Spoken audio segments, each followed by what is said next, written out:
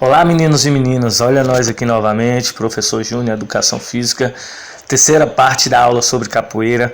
Vamos finalizar a parte de escravidão, né, que a gente vai ver como se formaram os quilombos, a cultura afro-brasileira, como ela surgiu, a abolição da escravatura. E aí a gente, quando entrar em cultura afro-brasileira, a gente vai ver como surgiu a capoeira para se formar o que ela é hoje. Então essa semana a gente vai ver isso. E aí, quem quiser saber como a capoeira começou a ser criada, fica aqui comigo, que após a vinheta a gente vai descobrir sobre isso, ok? Vamos lá.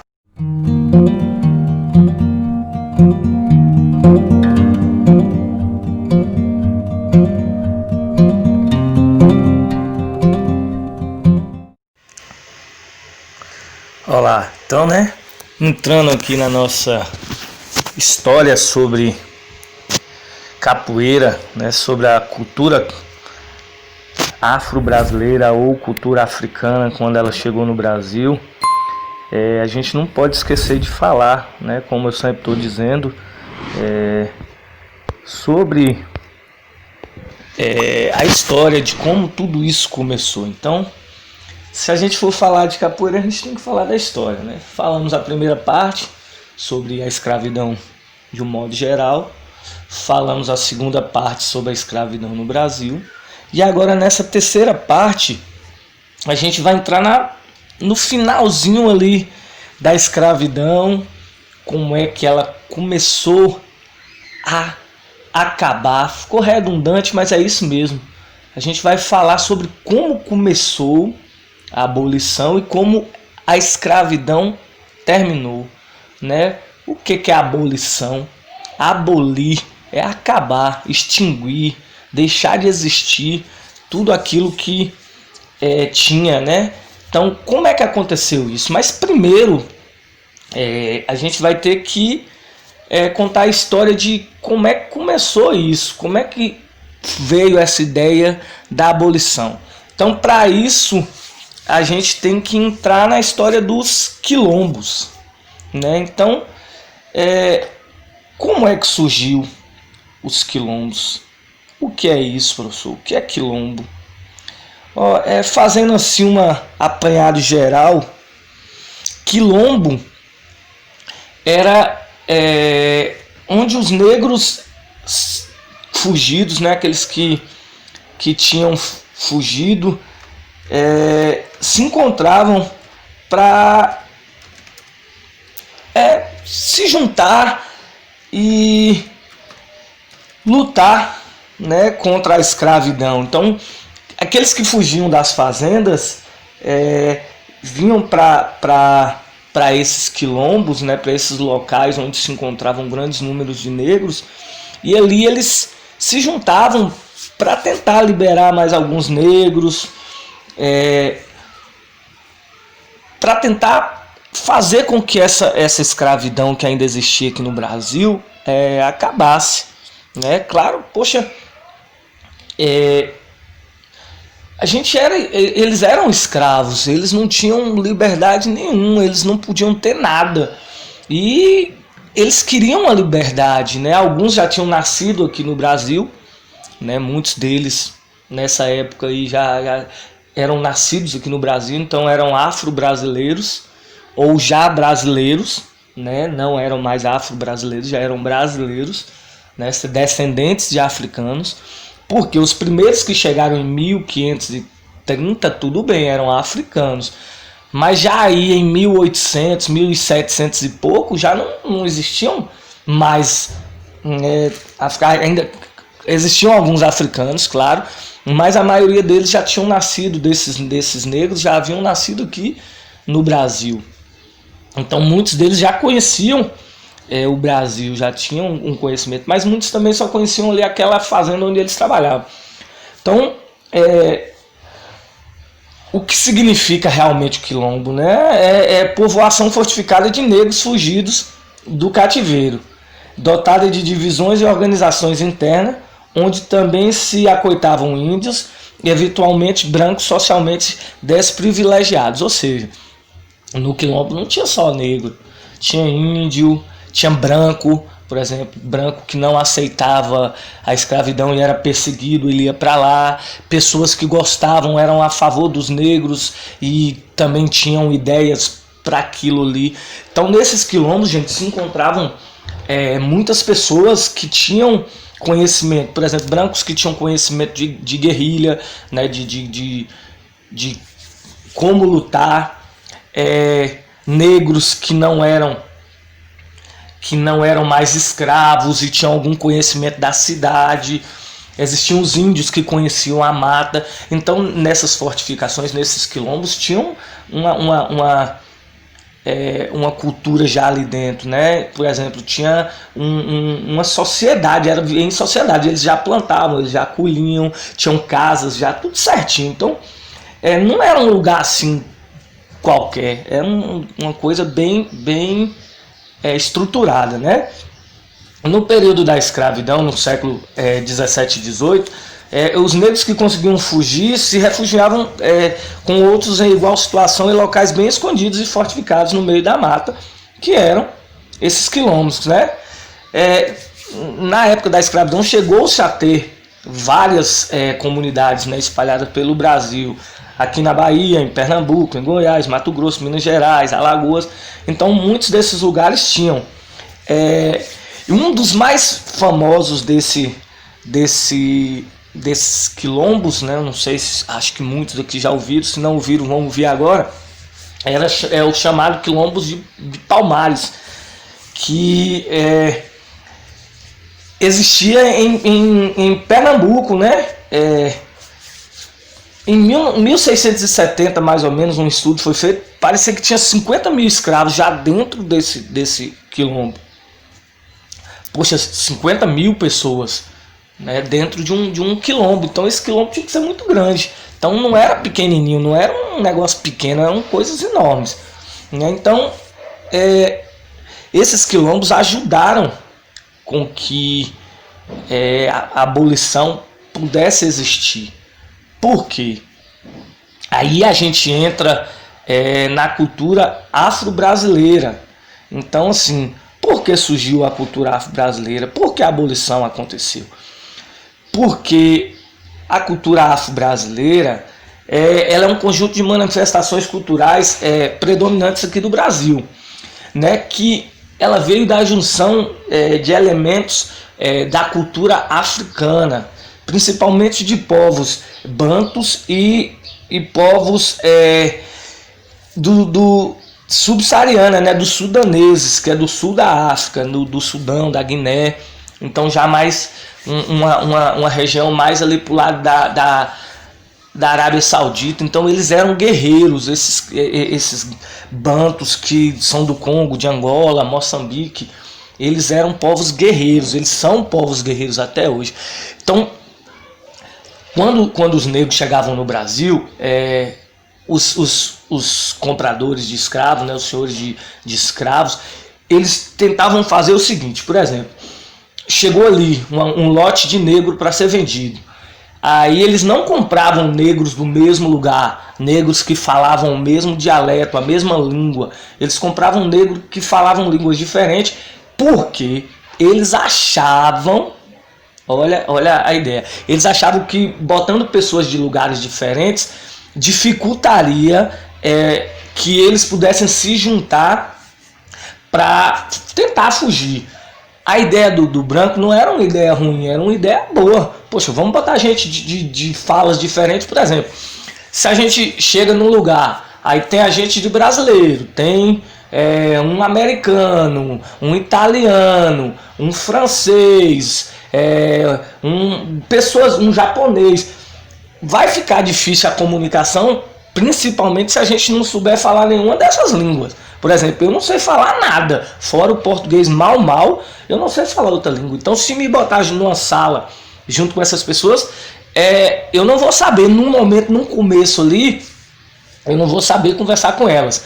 Mas pense que ao passar do tempo, você junto com aquelas pessoas, todo mundo junto ali, cria-se, mesmo que não na fala, mesmo que você não consiga falar, mas você vai criar um vínculo, porque você vai descobrir maneiras de se comunicar. E foi isso que aconteceu com os negros aqui no Brasil. Eles tinham, vamos dizer que uma hora, um tempo de descanso, né? A gente não pode dizer se era um dia todo, se era um... Eu sei que após a lavoura, no final da noite, já tarde, eles tinham o horário da noite de descanso. Então, após eles ali se lavarem, que não tomavam banho, alguns poderiam até tomar banho em rios, alguma coisa assim, mas era muito difícil, porque quando eles chegavam, eles já eram logo acorrentados. Mas quando eles tinham um dia de descanso, eles se juntavam e as manifestações culturais de cada povo daquele que estava ali, se juntavam. E nisso foram criando formas de cultura. Por exemplo, o povo de Angola com o povo de Moçambique, com o povo do Sudão, da Guiné, que estavam ali os negros. Cada um tinha uma cultura diferente, cultuava uma coisa diferente. E nisso foi criando. E numa dessas, os angolanos tinham uma dança chamada Ngolo, ou dança da zebra. Essa dança, na realidade, ela é uma dança feita pelos jovens quando eles estão entrando na fase adulta, para mostrar que eles são fortes, para tentar casar, para que as moças vejam eles, né, e fazendo essa dança, e aí ali cria-se um vínculo para casamento. Como é que é essa dança? Ela é feita só com os pés, faz-se um círculo e aí entram dois jovens ali, um tenta derrubar o outro só com o pé. Aqui no Brasil também tem uma dança dessa chamada batuque, onde os negros também tentam derrubar o outro só com as pernas. Então, quem tiver curiosidade, bota aí Ngolo ou dança da zebra, ou então batuque no YouTube, no Google, que vocês vão achar. Gente, tenham curiosidade, vão procurar que vocês vão ver que é uma coisa boa. Então, quando esses negros faziam isso, eles foram juntando, né, uma coisa daqui, outra dali, outra dali, e criou-se culturas, coisas, né, por exemplo, candomblé, a culinária, aí veio a capoeira. Dessa dança Ngolo criou-se a capoeira, porque viu-se que com essa dança dava para utilizar. Então esses negros começaram a fazer isso, e aí eles fugiam para os quilombos. E com essa fuga para os quilombos, criou-se uma resistência muito grande aqui no Brasil. Que, gente, não foi só com a fuga dos negros que houve-se a abolição da escravatura. Não foi só com isso. Só os negros não conseguiriam que a abolição existisse, que a escravatura acabasse. Teve um monte de coisa, resumindo a isso. Teve os abolicionistas, que são pessoas que eram a favor da abolição. Muitos desses eram pessoas de renome, eram políticos, eram escritores, eram pessoas que tinham conhecimento.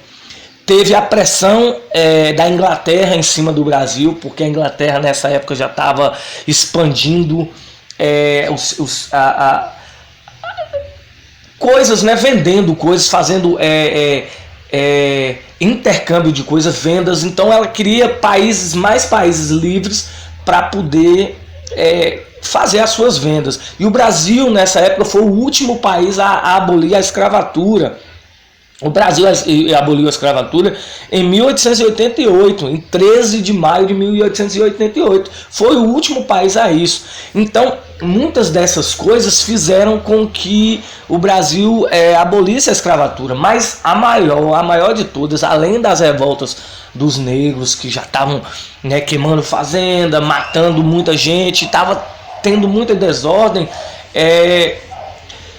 teve a pressão da Inglaterra, a pressão dos abolicionistas, e nisso causou-se um desconforto na época, né, os reis, né, a família real na época teve um desconforto, e nisso fez com que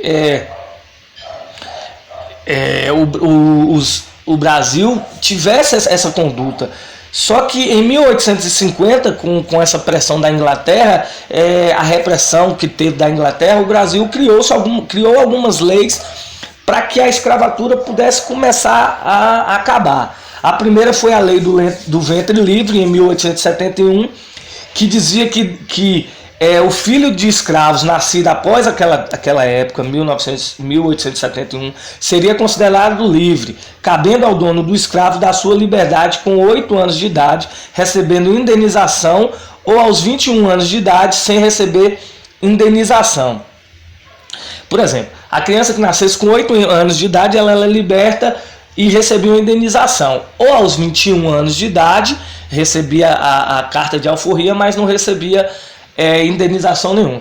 Vocês acham que essas crianças receberam essa indenização? Felizmente não.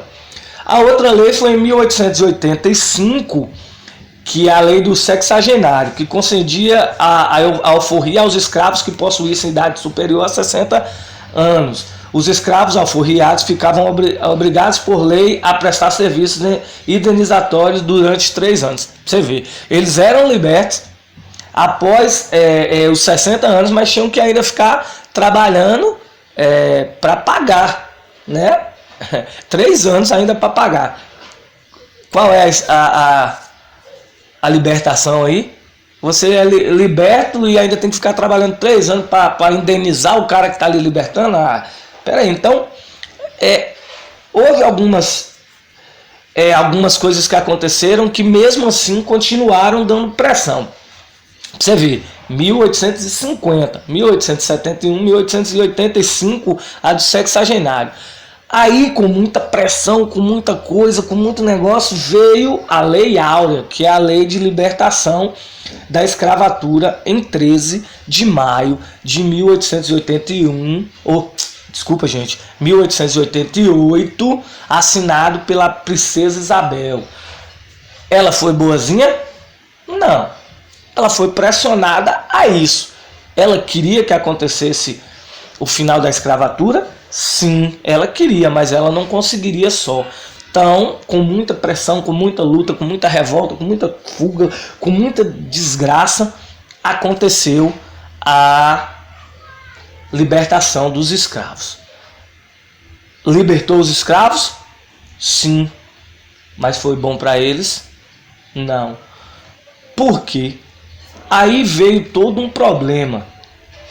Quando se libertou os escravos, não teve indenização para os escravos. Gente, existem documentos que diz que quando a princesa Isabel assinou a escravatura, ela deixou lá que quando os negros fossem libertos, eles teriam que ser indenizados, receber um pedaço de terra para que eles pudessem construir suas casas e plantar, pelo menos para sobreviver. Nenhum negro recebeu isso. Então, quando eles foram libertos, o que aconteceu? Mais de não sei quantos mil escravos libertos. Vão para onde? Vão fazer o quê? Se a maioria não tinha profissão, não sabia ler, não sabia escrever, não sabia nada, só sabia trabalhar na lavoura. E aí? Aí, infelizmente, os senhores de engenho não queriam pagar para os escravos. Eles achavam que negro tinha que trabalhar de graça. Então, eles trouxeram italianos, trouxeram japoneses para trabalhar na lavoura, pagando a esse povo, mas não pagava aos negros para trabalhar. Então, os negros tiveram que morar, não tinha moradia, não tinha trabalho, não tinha nada.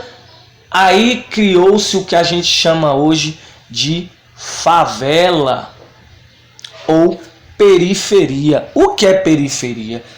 Periferia, no dicionário, diz que é tudo aquilo que é longe do centro.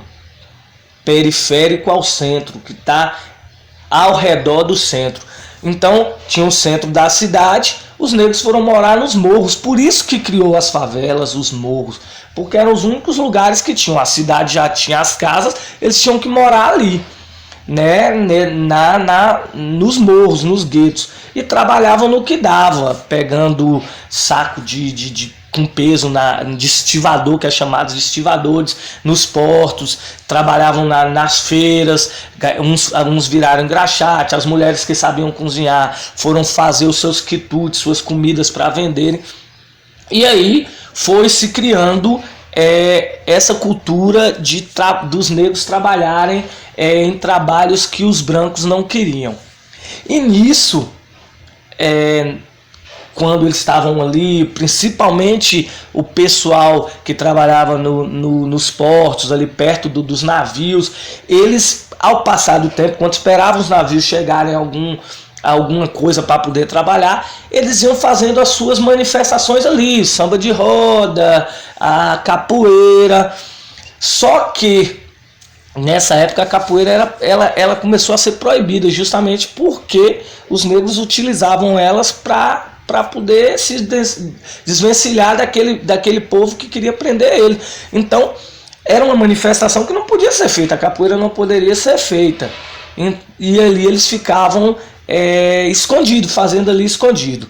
Mas fica comigo quem quiser saber mais sobre isso, porque essa não é para essa semana agora, é para a semana que vem. Então, semana que vem a gente entra como é que a capoeira realmente começou, logo após a abolição da escravatura, porque sofreu alguns problemas também, mas aí veio a década de 30 e resolveu. Então, quem quiser saber mais um pouco comigo, vai esperar para a semana que vem a gente poder falar sobre ela. Então, assim, agradeço a todos e todas que ficaram para ver isso. Espero que vocês tenham gostado. Quem gostou, dá o like, se inscreve no canal quem ainda não se inscreveu, viu? Que eu espero vocês a semana que vem na próxima aula. Fui!